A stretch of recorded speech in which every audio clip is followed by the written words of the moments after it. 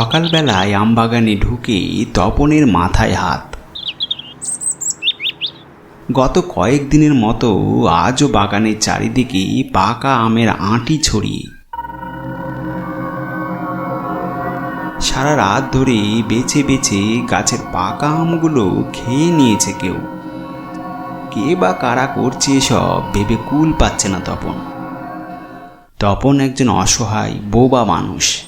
মুখে কথা বলতে পারে না, শুধু কানে শুনতে পারে। এই বাগানটাও তার না, চৌধুরীদের আম বাগান এটা।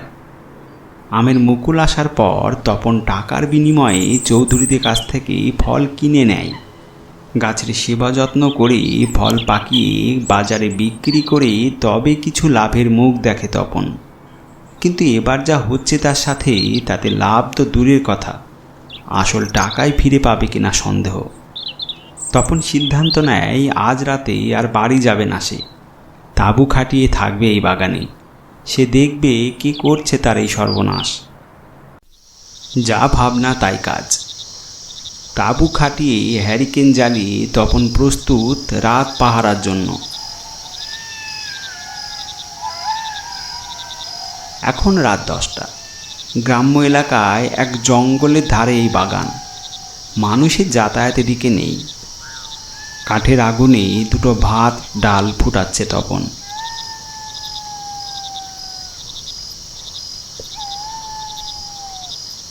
চারিদিকে ঘুটঘুটে অন্ধকার, শোনা যাচ্ছে ঝিঝি পোকা আর শিয়ালের ডাক।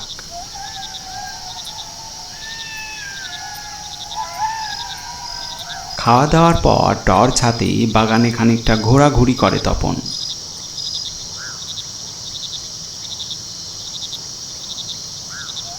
টর্চের আলো ফেলে ফেলে দেখতে লাগে গাছগুলো।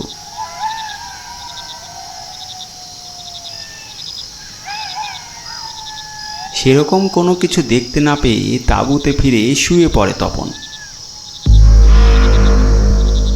ঘুম ঘুম ভাব আসছে তার। হঠাৎ সে শুনতে পায় একটা কিছু খাওয়ার শব্দ, যেন কোনো রসালো ফল খাচ্ছে কেউ। আর এক মুহূর্ত দেরি না করে তপন বাইরে বেরিয়ে আসে।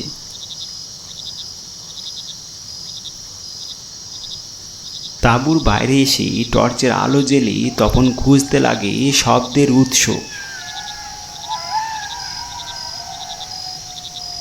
খুঁজতে খুঁজতে বেশ ভিতরে চলে আসে তপন। হঠাৎ তপন অনুভব করে তার পিছনের গাছ থেকে ভেসে আসছে সেই ফল খাওয়ার আওয়াজ।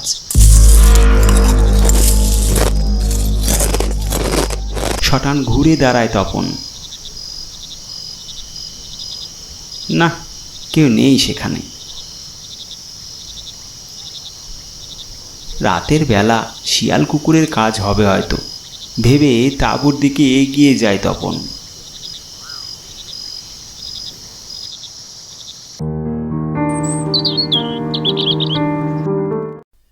পরদিন সকালে তাঁবুর মধ্যে ঘুম ভাঙে তপনের। তাঁবুর বাইরে বেরিয়ে সে অবাক, আম খাওয়া আঁটি ছড়িয়ে চারিদিকে। কে খেলো, কখন খেলো, কাউকে তো দেখলো না সে কাল রাতে। মাথা খারাপ হবার জোগাড় তার। আর কোনো কিছু না ভেবে বাগান মালিক পরেশ চৌধুরীর সঙ্গে দেখা করায় ঠিক মনে করল তপন।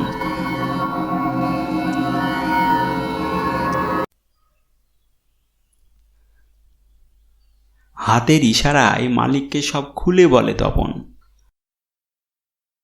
সব জেনে পরেশবাবু বলেন, তুই এক কাজ কর তপন, তাঁবুটা সরিয়ে ফেল ওখান থেকে। আজ রাতে কোনো প্রকার আলো ছাড়াই গাছের উপর লুকিয়ে বসে থাক। আলোতে চোর সতর্ক হয়ে যাচ্ছে, ওকে ধরতে হলে অন্ধকারেই ধরতে হবে। সাথে একটা বাঁশি রাখবি। আমি আমার লোক নিয়ে বাগানের আশেপাশেই থাকব। চোর দেখা মাত্র বাঁশি বাজাবি, আমরা ঢুকে যাব। ঠিক আছে? এখন রাত 12টা। সেই সন্ধ্যার পর থেকে তপন এই গাছের ডালে চুপচাপ বসে আছে। কারো কোনো সাড়া নেই।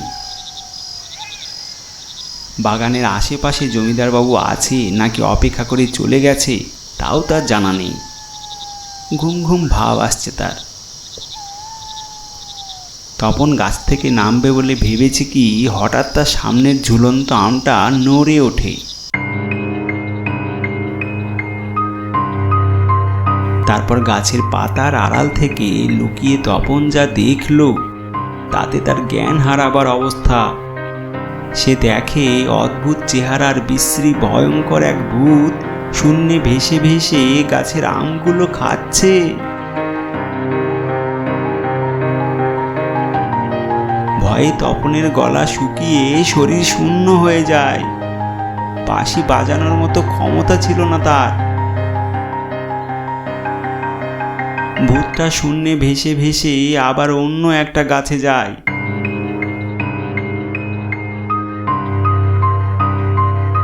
বেছে বেছে পাকা আমগুলো খেয়ে ফেলছে। হঠাৎ ডাল ফসকে নিচে পড়ে যায় তপন। এবার ভূতের চোখে পড়ে যায় সে।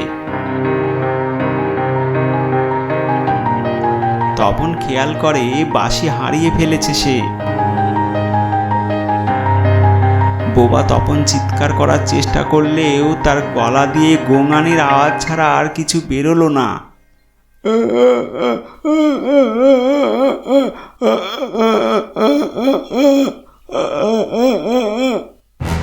ভূতটা ক্রমশ তার দিকে ধেয়ে আসছে।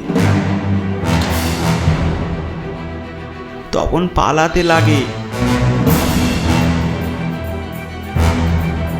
ভূতটাও তার পিছু ধাওয়া করে।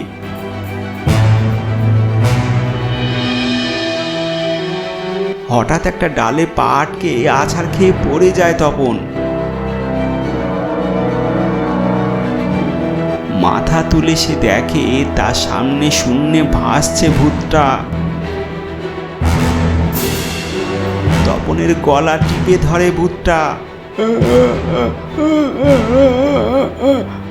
দম বন্ধ হয়ে আসছে তার। হঠাৎ জ্বলন্ত মশাল নিয়ে সেখানে হাজির হয় পরেশ চৌধুরী আর তার সাথে একটা লোক। তপনের গলা ছেড়ে দিয়ে সেখান থেকে পালিয়ে যায় ভূতটা। পরেশবাবু বলেন, চল তপন, তাড়াতাড়ি পালা এখান থেকে। মশালের আগুন নেভার আগে এই বাগান ছেড়ে পালাতে হবে আমাদের।